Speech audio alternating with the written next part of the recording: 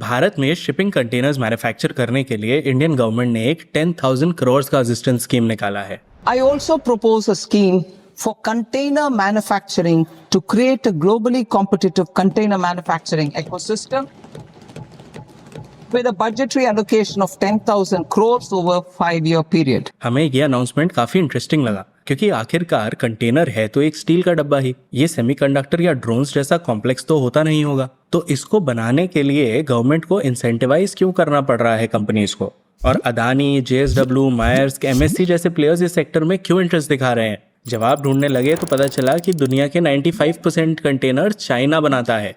Basically Bharat इस sector में दूर दूर तक आत्मनिर्भर नहीं है। प्लस हम आए दिन अपने लिए एक्सपोर्ट्स के नए नए टारगेट्स सेट करते रहते हैं, चाइना से मैन्युफैक्चरिंग में कम्पीट करने की बात कर रहे हैं। ये सब कर पाने के लिए हमें खुद के कंटेनर्स बनाना ज़रूरी है। इस एक नंबर ने हमारे मन में बहुत सारे सवाल खड़े कर दिए, जैसे कि चाइना ने इतनी मामूली सी इंडस्ट्री को कैसे मोनोपोलाइज कर दिया और क्या भारत इस मोनोपोली को तोड़ पाएगा? इन सब सवालों का जवाब हम आपको आज के वीडियो में देंगे। वीडियो को हमने 3 पार्ट में डिवाइड किया है। पार्ट 1 में हम कंटेनर्स के स्ट्रेटेजिक इंपॉर्टेंस को समझेंगे, सेक्टर के वैल्यू चेन को समझेंगे। इससे हमें समझ आएगा कि चाइना ने इस इंडस्ट्री में कैसे पकड़ बनाई और क्यों इंडिया इस इंडस्ट्री को इग्नोर नहीं कर सकता। पार्ट 2 में हम इंडिया के कॉन्टेक्स्ट में कंटेनर सेक्टर को समझेंगे, देखेंगे कि गवर्नमेंट इस सेक्टर को बूस्ट देने के लिए क्या पॉलिसी चेंजेस ला रही है। और फाइनली पार्ट 3 में हम इंडिया की एग्जिस्टिंग कंटेनर मैन्युफैक्चरिंग कंपनीज के बारे में बात करेंगे। इनमें से एक कंपनी एपीपीएल कंटेनर्स को भी कुछ ही दिनों पहले स्टॉक मार्केट लिस्टिंग के लिए अप्रूवल भी मिला है, तो हम एपीपीएल भी एनालाइज करेंगे।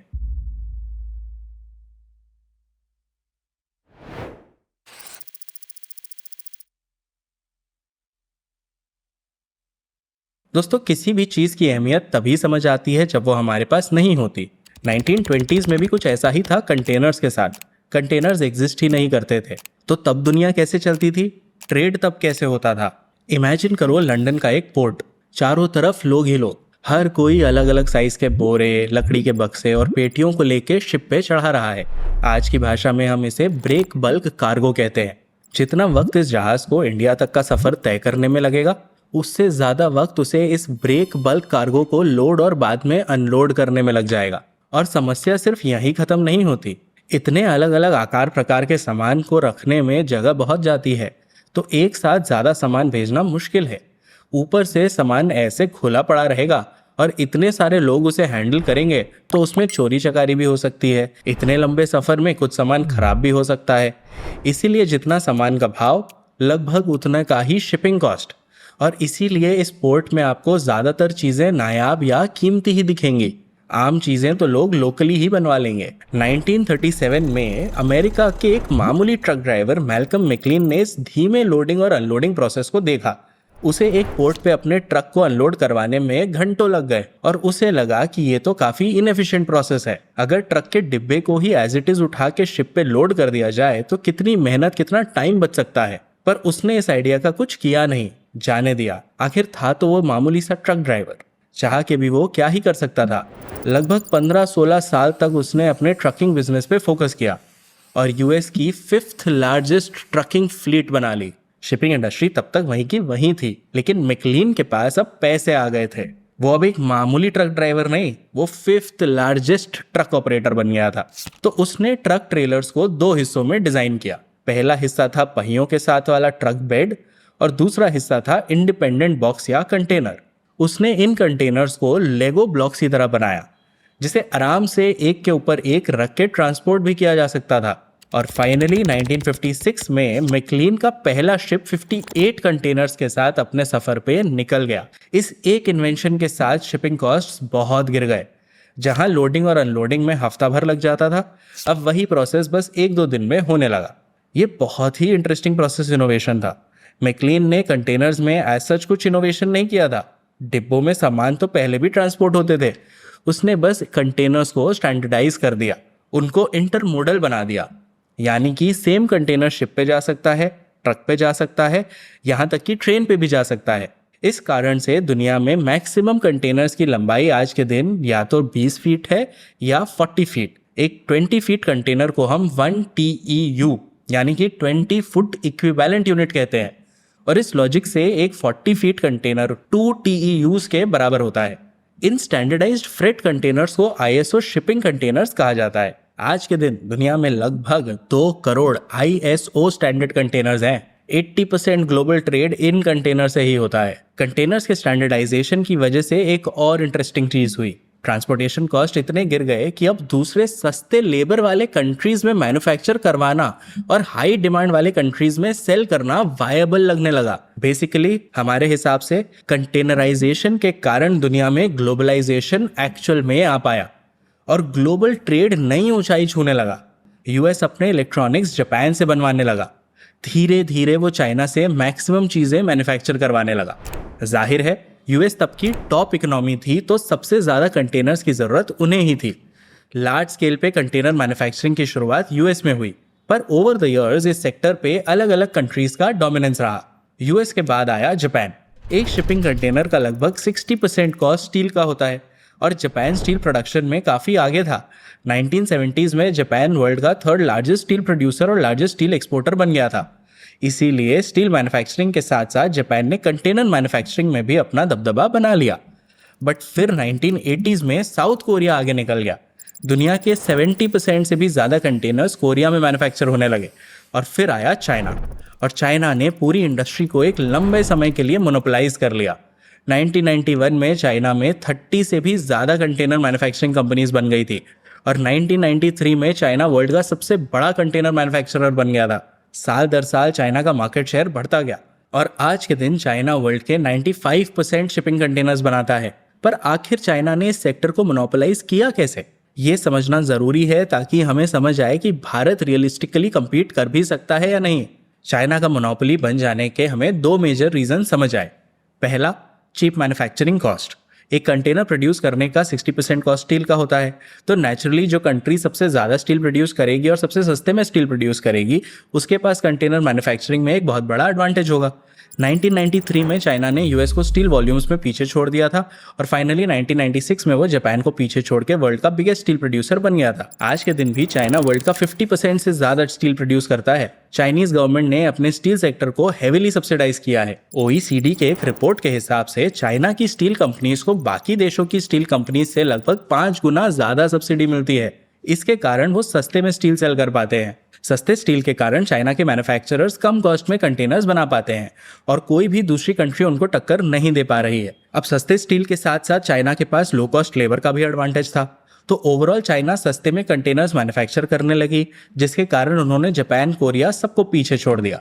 सबसे ज़्यादा सस्ते में कंटेनर्स बनाने के साथ साथ चाइना ने अपने लिए एक ज्योग्राफिक एडवांटेज भी क्रिएट कर लिया। चाइना सिर्फ कंटेनर्स ही नहीं, दुनिया भर की चीज़ों में लीस्ट कॉस्ट प्रोड्यूसर है और इस कारण से वो वर्ल्ड ट्रेड में नंबर 1 पोजीशन पे है। चाइना के कंटेनर इंडस्ट्री के लिए ये एक बहुत बड़ा एडवांटेज है और यही है उनका डोमिनेंस का रीज़न नंबर 2 कि वो ग्लोबल ट्रेड में लीडर हैं। देखो, जो देश ज़्यादा एक्सपोर्ट्स नहीं करता अगर वो कंटेनर बनाएगा तो उसे पहले एक्सपोर्टिंग कंट्री में खाली कंटेनर भेजना पड़ेगा। वो कंटेनर जगह तो उतनी ही लेगा पर रेवेन्यू नहीं कमा पाएगा। बेसिकली ट्रांसपोर्टर कंटेनर भेजने का खर्चा रिकवर नहीं कर पाएंगे।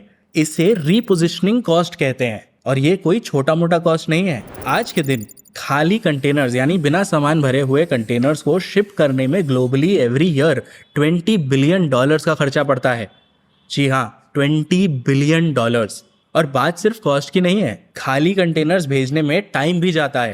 पर वहीं अगर कंटेनर उस देश में मैन्युफैक्चर किया जाए जहां से बहुत सारे एक्सपोर्ट्स भी होते हैं तो उन्हें ये इनिशियल रीपोजिशनिंग कॉस्ट नहीं उठाना पड़ेगा। तो जब से चाइना का इकोनॉमिक मिरेकल शुरू हुआ है, जब से China factory of the world बना है, तब से ही चाइना ने स्ट्रेटेजिकली अपना कंटेनर मैन्युफैक्चरिंग भी स्केल अप किया है। बेसिकली जिस देश में मर्केंडाइज या गुड्स एक्सपोर्ट करने की मैन्युफैक्चरिंग कैपेबिलिटी डेवलप हो गई हो, उसी देश को कंटेनर बनाने में ज़्यादा फायदा है। अब क्लियर है, लो मैन्युफैक्चरिंग कॉस्ट और ग्लोबल ट्रेड फ्लो के कारण चाइना ने कंटेनर मैन्युफैक्चरिंग में बाकी कंट्रीज को पीछे छोड़ दिया। कंटेनर मैन्युफैक्चरिंग का मार्केट आज के दिन $20 बिलियन यानी लगभग 1,80,000 करोड़ का है और जैसा मैंने बताया इस मार्केट का 95% शेयर चाइना के पास है। यहाँ तक कि चाइना की बस 3 companies maximum market share control करती हैं। चाइना इंटरनेशनल मरीन कंटेनर्स या CIMC के पास 42% मार्केट शेयर है। डोंगफैंग इंटरनेशनल कंटेनर्स के पास 26% मार्केट शेयर है और CXIC ग्रुप के पास 14% मार्केट शेयर है। और चाइना की इस मोनोपोली ने ग्लोबल शिपिंग को एक बहुत भारी मुसीबत में डाल दिया था। कोविड के टाइम चाइना डिमांड से कम कंटेनर्स मैन्युफैक्चर कर रहा था। इसके कारण नए कंटेनर्स के भाव ज़्यादा बढ़ गए। 2019 में जो कंटेनर महज $1,600 के थे, 2021 आते आते उनका भाव $2,500 हो गया। अब ये चाइना की स्ट्रैटेजी थी या फिर जेन्युइन सप्लाई चेन कंस्ट्रेंट्स, ये कह नहीं सकते, लेकिन इसके कारण पूरी दुनिया को एक मामूली सी स्टील कंटेनर की अहमियत समझ आई और ये समझ आया कि इसमें चाइना की मोनोपोली को तोड़ना ज़रूरी है। इसीलिए आज इंडिया भी खुद के कंटेनर्स मैन्युफैक्चर करना चाहता है और इंपोर्ट पे डिपेंडेंस कम करना चाहता है। भारत को भी ये बात समझ आई है।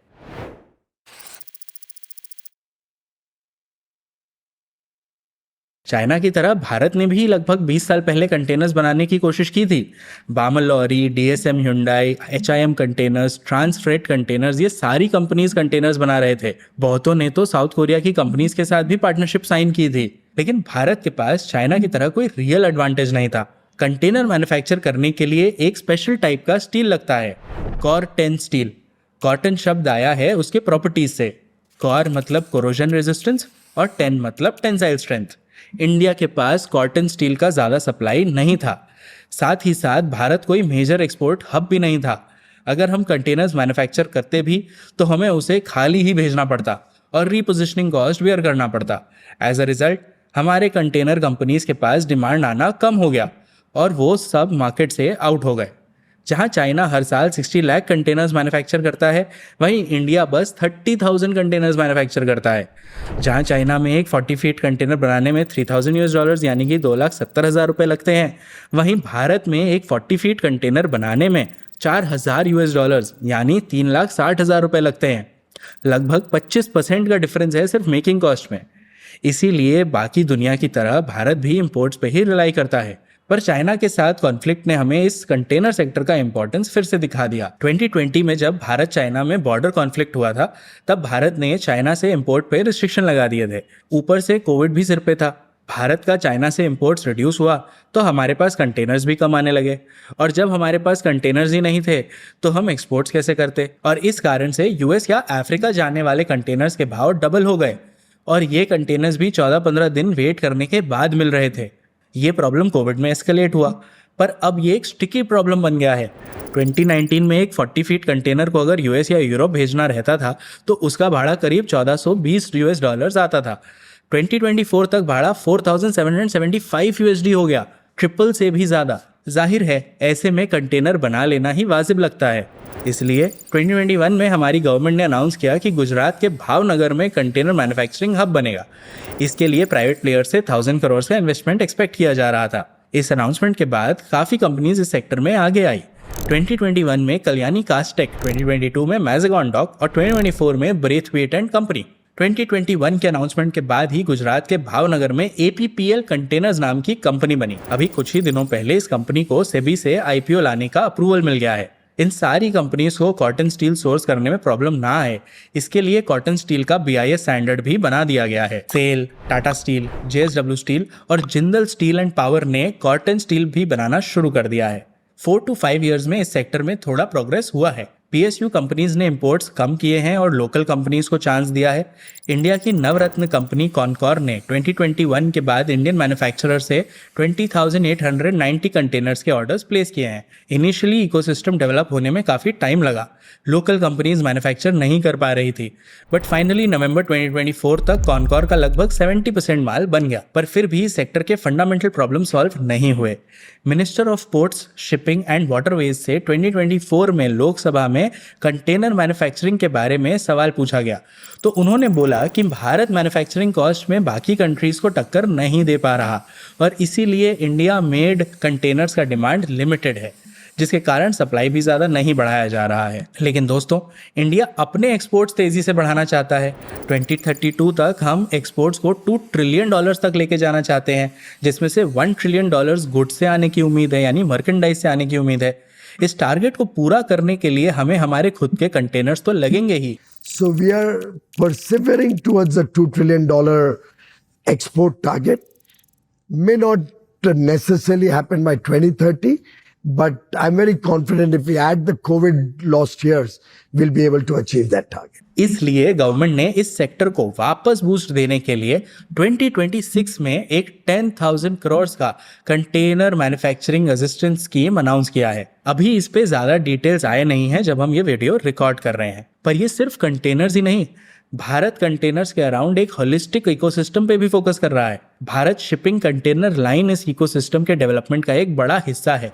Shipping corporation of India, Concor, Sagarmala finance corporation of India और 3 पोर्ट अथॉरिटीज ने मिलकर भारत शिपिंग कंटेनर लाइन यानी BSCL बनाया है और ये सब मिलके 15,000 करोड़ की जॉइंट फंडिंग करेंगे। ये इंडिया का पहला कंटेनर कैरियर है। अगले 5 साल में BSCL 51 शिप्स खरीदना चाहता है। ये शिप्स कंटेनर्स के लिए डिमांड क्रिएट करेंगे, प्लस इससे हम अपने एक्सपोर्ट्स को बेटर कंट्रोल कर पाएंगे। इसके साथ साथ इंडिया के पोर्ट्स को भी ऐसे डेवलप किया जा रहा है जिससे कि वो बड़े कंटेनर शिप के लिए जगह बना पाएं। Dedicated freight corridors, inland container depots और मल्टी मॉडल लॉजिस्टिक पार्क्स भी बनाए जा रहे हैं ताकि कंटेनर्स को शिप्स, ट्रक्स, ट्रेन्स सब में एफिशिएंटली यूज किया जा सके। बेसिकली इस सेक्टर में आत्मनिर्भर बनने की तैयारी जोर से चल रही है। तो चलो इस कॉन्टेक्स्ट के साथ समझते हैं कि इंडिया की कंटेनर मैन्युफैक्चरिंग कंपनीज अभी कहां स्टैंड करती हैं और वो क्या स्ट्रैटेजीज अपना रही हैं।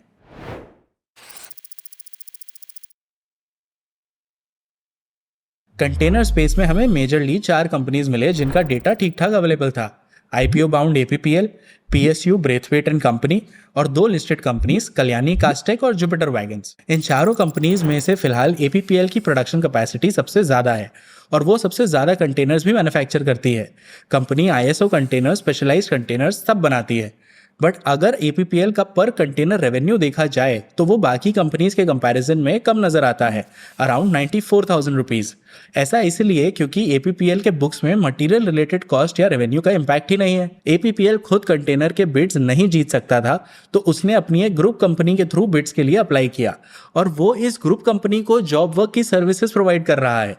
इसीलिए मटेरियल रिलेटेड कॉस्ट और रेवेन्यूज भी ग्रुप कंपनी के ही बुक्स में है। APPL सिर्फ एक सर्विस कंपनी है जो जॉब वर्क करके टेंडर जीती हुई कंपनी को प्रोडक्ट भेज देती है और इस कारण से APPL के DRHP में आपको मार्जिन्स भी बाकी कंपनीज के कंपैरिजन में काफी हाई दिखेंगे।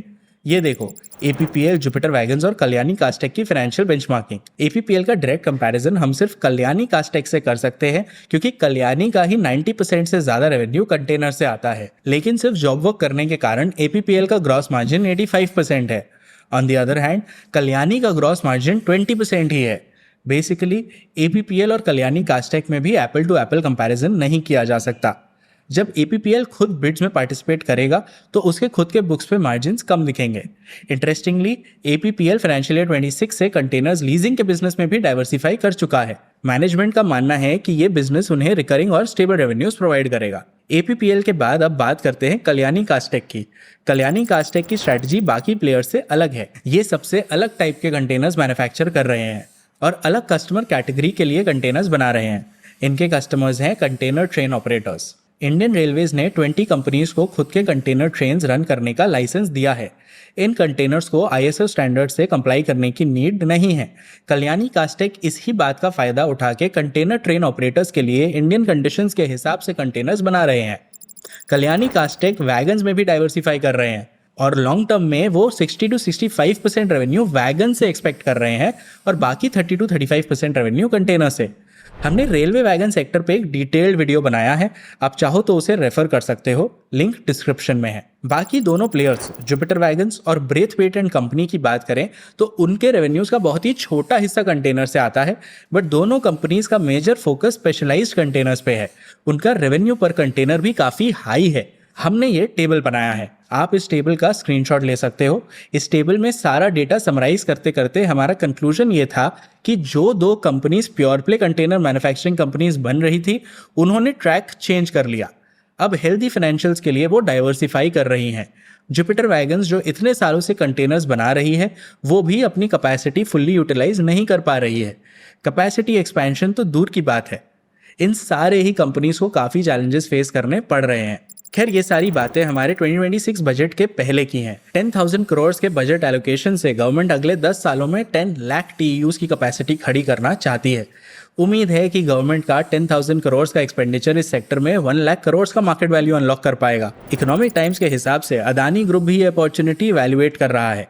अब आप खुद ही सोचो, APSEZ एक इंटीग्रेटेड ट्रांसपोर्ट लॉजिस्टिक्स कंपनी बन रहा है। ऐसे में अगर वो खुद के कंटेनर्स भी बनाए तो ये उनको लॉजिस्टिक्स सप्लाई चेन में और स्ट्रांगली पोजीशन कर देगा। कल्याणी कास्टेक ने भी बजट के पहले कैपेसिटी एक्सपेंशन में इंटरेस्ट जाहिर किया था, इस शर्त पे कि गवर्नमेंट उन्हें सपोर्ट करे। ऑल इन ऑल लास्ट 5 साल से हमारी गवर्नमेंट कंटेनर मैन्युफैक्चरिंग बढ़ाने में लगी हुई है।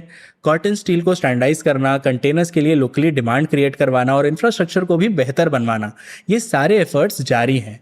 और अब तो 10,000 करोड़ का असिस्टेंस स्कीम भी है, इसी उम्मीद में कि ये सेक्टर फाइनली तेजी पकड़ेगा। लेकिन दोस्तों, इतिहास गवाह है कि कंटेनर मैन्युफैक्चरिंग आसान नहीं है। इसमें वही देश आगे बढ़ पाते हैं जो बहुत कम समय में बहुत फास्ट ग्रो कर जाते हैं। जापान, साउथ कोरिया, चाइना, सब ने इकोनॉमिक मिरेकल का एक दौर देखा है और इन तीनों कंट्रीज ने कंटेनर मैन्युफैक्चरिंग में कभी ना कभी डोमिनेट किया है।